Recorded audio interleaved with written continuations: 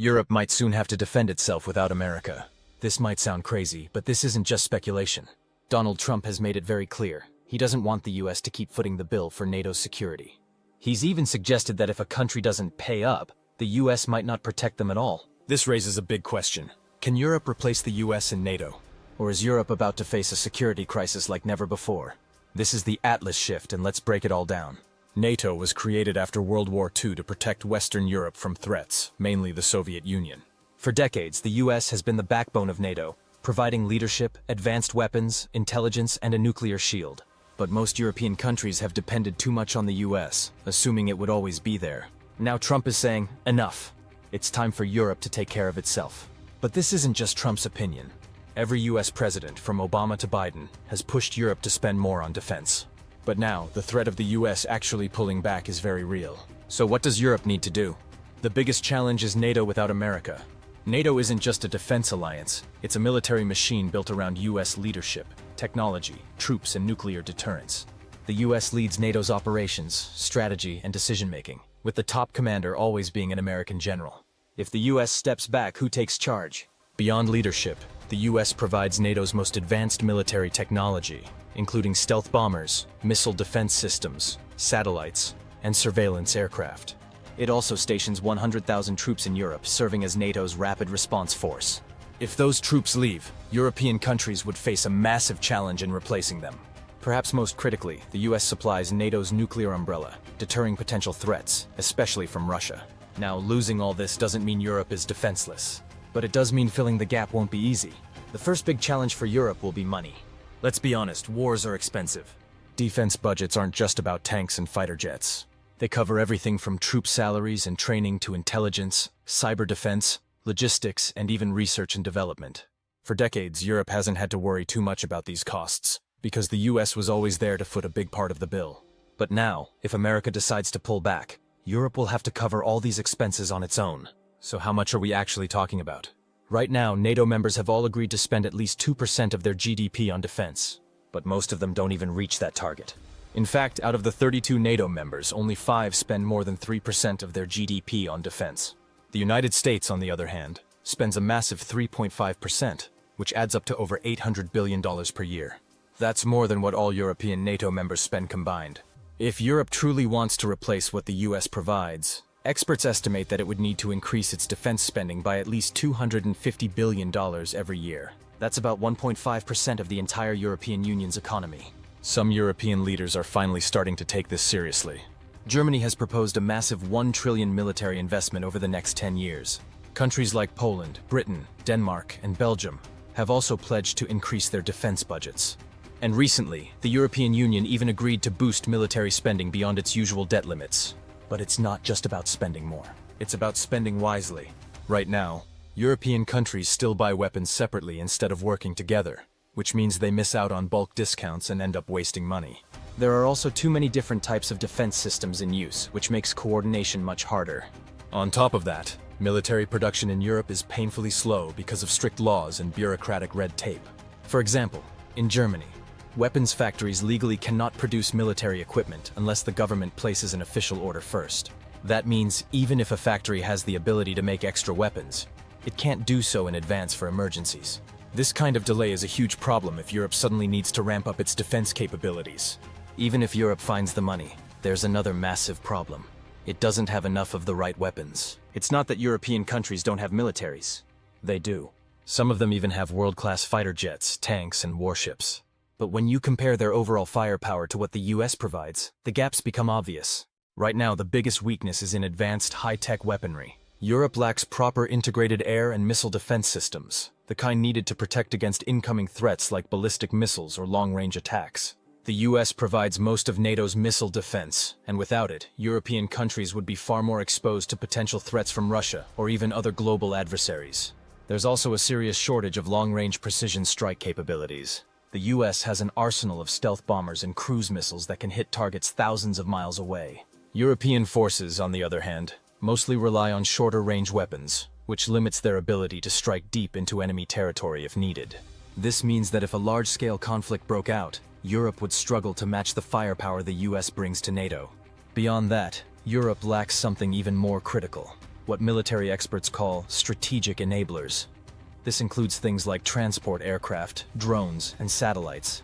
These aren't the flashy parts of war, but they're absolutely essential. For example, during military operations, armies need massive transport planes to quickly move troops and equipment across different regions. Currently, most of NATO's long-range transport capability comes from the US. The same goes for surveillance and intelligence.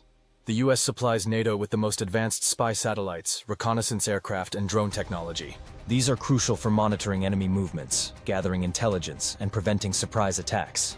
If the US withdraws, Europe would have to build up its own surveillance network, which would take years and cost billions. And then there's the issue of ammunition and stockpiles. Military experts say that in a high-intensity war, a country needs enough weapons, missiles, and ammunition to sustain fighting for at least 6 months. But after supplying Ukraine in its fight against Russia, many European countries have depleted their stockpiles. If a conflict broke out today, most European armies would run out of critical ammunition in just a few weeks. This problem isn't just about having enough money. It's also about how that money is spent. European countries have the capability to produce their own weapons, but they don't always coordinate with each other. Instead of pooling resources and investing in joint defense projects, many countries still develop their own systems separately, which leads to unnecessary duplication and inefficiency. Fixing this would require better cooperation, faster production, and a more unified defense strategy across Europe. But even if Europe finds the money and weapons, there's still one massive issue. There simply aren't enough soldiers to replace the US military presence, who currently act as NATO's rapid response force, reinforcing European allies and deterring threats, especially from Russia. If the US pulls those troops out, who replaces them? The answer isn't simple because Europe's armies are too small. Most European countries have downsized their militaries over the years. After the Cold War ended, many governments cut defense spending, assuming that large-scale wars were a thing of the past. Instead of maintaining big standing armies, they focused on smaller, highly specialized forces. That might work for counter-terrorism or peacekeeping missions, but in a serious conflict, Europe would struggle to mobilize enough troops. Then there's another issue: recruitment. In many European countries, joining the military just isn't an attractive career option. Salaries in the private sector are better, and long-term job security in the military isn't always guaranteed. Even when soldiers are recruited, retaining them is another challenge. High-tech warfare requires skilled engineers, cyber specialists, and mechanics, but many of them leave for better-paying civilian jobs.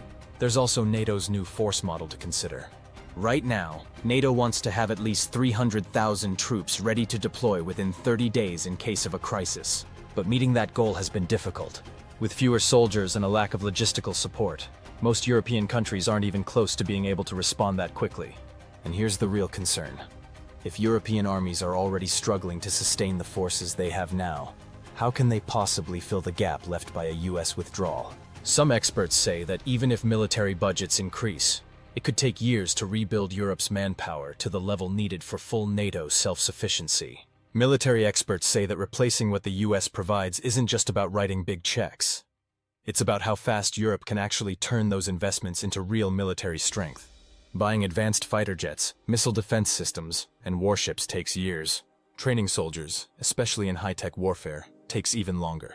Creating an intelligence network to replace the US's surveillance and reconnaissance capabilities? That could take decades. And this isn't just theory. We've already seen what happens when Europe moves too slowly. Back in 2019, French President Emmanuel Macron warned that the US might not always be committed to NATO. He even called NATO brain dead because of its over-reliance on American leadership. But even after that warning, most European countries didn't make major changes. Defense budgets didn't increase fast enough, weapons production didn't ramp up, and there was no serious effort to reduce dependency on the US. Then came Trump's first term, where he openly questioned America's commitment to NATO. Again, European leaders worried, but nothing significant changed. Now in Trump's second term, it's happening again. But this time, the warning isn't just talk. If the US actually pulls back, Europe will be forced to act. The problem is, it might already be too late to avoid a dangerous gap in security. Even today, military factories in Europe are struggling to produce weapons fast enough to meet demand. After the war in Ukraine started, European countries rushed to send equipment and ammunition to Kyiv. But what happened? Their own stockpiles quickly ran low, and replacing them has been frustratingly slow. Some European defense firms have said that even with increased funding, it could take years to fully restock their weapons. If Europe can't even replenish basic supplies quickly, how will it scale up to fully defend itself without US support? And here's the biggest risk. A slow transition creates a window of opportunity for adversaries. If the US signals that it's pulling back and Europe isn't ready to take over, it could invite aggression from countries like Russia. Vladimir Putin has always wanted to weaken NATO. If he sees that Europe is struggling to replace the US, he might see it as a chance to test NATO's strength, whether through cyber attacks, military pressure on Eastern European countries, or even another invasion. So while Europe can theoretically build up its defenses, the real issue is whether it can do it fast enough to avoid a dangerous security gap. And that brings us to perhaps the biggest challenge of all: politics. Because even if Europe has the money, the weapons, and the soldiers, none of it matters if European countries can't work together to make it happen. Unlike the United States, which has a single military command structure, Europe is made up of dozens of countries, each with its own government, priorities, and military strategies. That means when it comes to big defense decisions, there's no single leader calling the shots. Right now, NATO works because the US is in charge. If something happens, Washington leads, and the rest of the alliance follows. But if the US steps back, who takes over? France? Germany? A joint European command? No one really knows, and that uncertainty is a huge problem.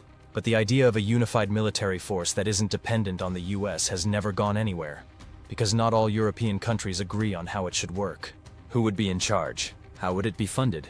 Would all countries be required to contribute troops? These are questions that have never been answered, and without a clear plan, a European army remains an idea on paper rather than a reality. Another issue is that not all European countries see threats the same way. For example, Poland and the Baltic states see Russia as their biggest danger and want to focus on military buildup to counter it. Germany and France, on the other hand, are often more cautious, preferring diplomatic approaches rather than military confrontation. Southern European countries like Spain and Italy are more focused on issues like migration and security in North Africa rather than Russia. With so many different priorities, getting all these countries to agree on a common defense strategy is incredibly difficult. And then there's the nuclear question. Right now, NATO's nuclear deterrence relies heavily on the US. But if Washington pulls back, what happens next? France and the UK both have nuclear weapons, but would they be willing to extend their protection to all of Europe? Would Germany, which has no nukes of its own, accept being under French or British control in a nuclear crisis? These are major questions that European leaders haven't answered yet. So even if Europe has the money, the weapons, and the troops, none of it matters if European leaders can't come together and make the tough decisions needed to create a stronger defense system. But no matter what happens, one thing is clear: Europe can't afford to assume that the US will always be there. The debate over NATO's future is no longer just talk. If Trump follows through on his threats and the US withdraws key military support, Europe has no choice but to adapt. The only question is whether it can do it in time.